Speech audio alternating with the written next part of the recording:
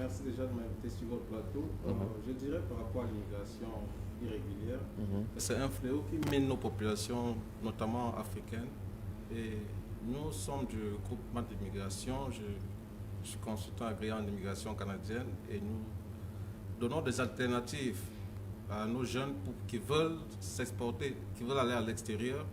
Et ça consiste à un accompagnement légal pour qu'ils puissent réussir leur immigration.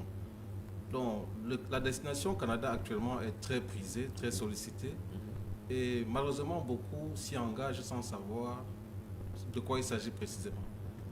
Alors, nous, en tant que spécialistes, nous proposons différentes voies et moyens pour migrer, pour émigrer de manière légale, si bien que l'immigration soit réussie. Parce que c'est un projet de vie et le Canada offre plusieurs possibilités. Par exemple, on peut émigrer pour les études, pour les besoins économiques, pour des raisons familiales. Tout un ensemble est là et nous sommes là pour accompagner tous ceux qui veulent immigrer vers le Canada. Parce que l'immigration ou émigration, c'est quand on s'y engage, c'est pour améliorer sa condition. C'est pas pour aller en péril.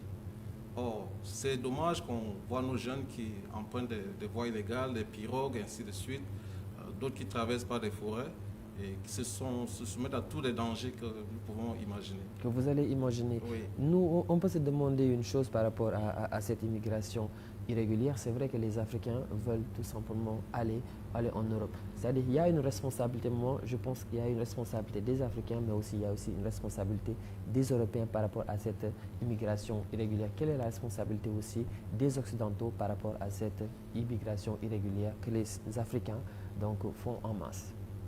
Je pense que là, il faut déjà avoir un jeu d'intérêt. Parce que les Occidentaux, en général, s'ils ont besoin de l'immigration, c'est parce qu'ils ont un intérêt par rapport à cette immigration.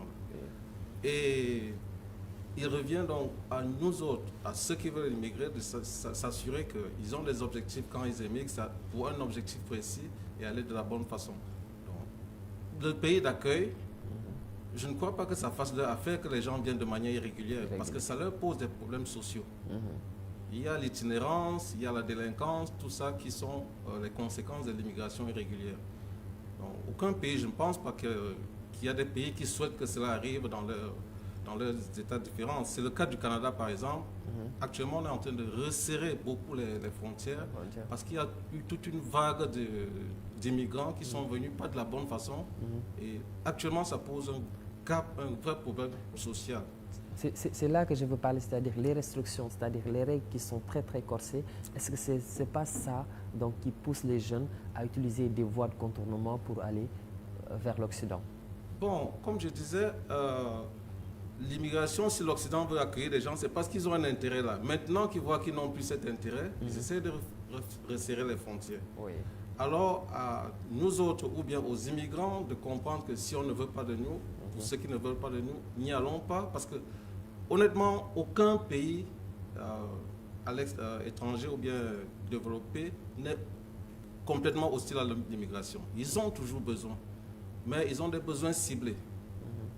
Donc si par exemple on veut des ingénieurs dans un domaine, vous êtes maçon, vous y allez, vous ne trouverez pas votre compte. C'est un peu ça qu'il faut comprendre. Donc ces États, la plupart, ils ont un objectif précis pour lequel ils veulent des gens qui viennent. Et ceux qui ne sont pas, qui ne rentrent pas dans leur projet, n'y aller tout simplement pas. Tout simplement. Comprenez un peu, oui, oui. Allez-y, Ousmane.